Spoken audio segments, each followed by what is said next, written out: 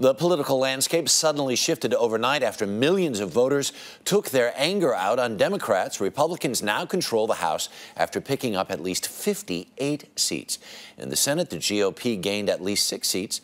That's not quite enough to take control from the Democrats, but here with some insight on what this means now for both Washington and as well as the rest of the country, our CBS News Democratic strategist Jamal Simmons and CBS News Republican strategist Dan Bartlett. Good morning, gentlemen. Morning, Harry. Morning. So what is this going to look like come January? The Republicans, Tea Party guys have already said our #1 priority is we are going to repeal health care reform.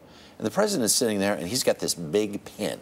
It's a great big pen. And all he has to say is, no thanks, I'm vetoing this. So what is that going to look like? Well, unfortunately, it's going to look a lot like paralysis in Washington, unfortunately. Look, the Republicans have, they think, not only their base behind them, but they feel like they have the majority of independents right now who are saying, put the brakes on the Obama agenda.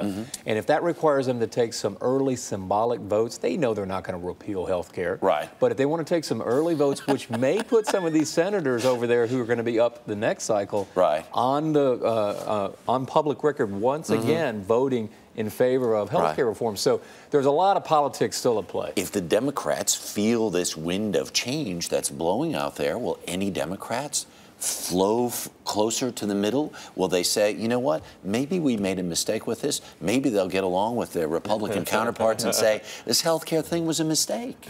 Well, I don't expect rose petals to come falling from the sky of the House anytime soon. Everyone's getting along. But in fact, in the House, you're probably left with a little bit more of a harder core liberal House than you had yesterday. Right. Because a lot of the people who were moderates lost. I mean, a few people like Heath Schuler were able to win, but a lot of people lost. Right. So instead, I think what you're going to have is you're going to have a president who's looking to find ways to reach out to the Republicans to make sure that the independents understand that he understands what they did yesterday, but at the same time, he's going to have to find some ways to define himself so that he doesn't look like he's just falling in with the new crowd. Which brings to the next question. I mean, the exit polling looks like this is clearly was a referendum on the White House. And if you're in the White House this morning, it's interesting because I was texting back and forth with some people there last night. And my question was, well, what lesson? What lesson? This is the question we asked you guys yesterday, and I didn't get an answer back. I got other answers, but I didn't get an answer back to what's the lesson for the White House. What is the lesson for the White House? Well, I've been in the West Wing on a morning like this. And it's after a very long night, and what they have to do is really accept what the results are. They can either read it to say, hey, we didn't turn out our base enough, which will take you down one path, which would be maybe doubling down on the Obama administration agenda, which I think would be controversial. Or they're going to do what I think, and you'll find it both rhetorically today by the president, and more importantly, as they deal with these issues going into next year. The big issue is taxes. What are the Democrats going to do on taxes? Because if they do nothing during this lame duck session, taxes are going to go up for many Americans come January. Is that how the... Some. Well, there's many in those brackets as well. And we'll the see, top percentage in that Bush tax. That's the signal. I mean, look, his own budget director, Peter Orgazad, suggests you ought to freeze that for 2 years. So that's the first big debate in which the Obama administration Which in turn brings us to our other exit poll number, which is talking about the economy. It was about the economy, stupid. You know, you saw David Axelrod engineer this amazing victory for Barack Obama.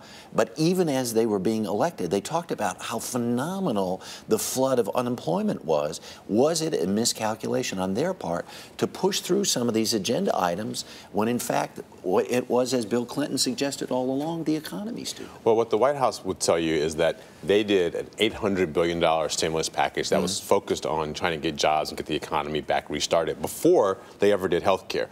The mistake they made, though, is that they did the $800 billion stimulus package. Maybe it wasn't enough. And then they went to health care and they stopped talking about it. So people lost faith that they were actually focused on the economy. All right. We have so many other things we'd like to talk about, but there are also headlines this morning in the paper that President Bush's book is coming out, and one of the things he talks about is almost deciding to jettison Dick Cheney as his vice presidential running mate in the second cycle. And one of the lines he says is, people look at Dick Cheney and they look at him like he's Darth Vader. Were you aware that this was going on? Yeah. And it's an interesting gesture on behalf of Vice President Cheney when he went to the president to say, hey, I recognize you can dump me if you want. I mean, he, in some respects, the vice president took pride in the fact that he was taking a lot of the arrows on behalf of the president, but understood and had the self-awareness to say, hey, if you think I'm a liability going in to this next election cycle, president thought about it. We discussed it with some of his aides and felt like no, and for the reasons that he'll explain in the book next week, which I'm not going to get in front of, he'll explain why that wasn't the case and why he kept Dick Cheney as his running mate. You never did, and you still won't. All right, Dan Bartlett, thank you very much. Jamal, appreciate it very much, too. Jamal.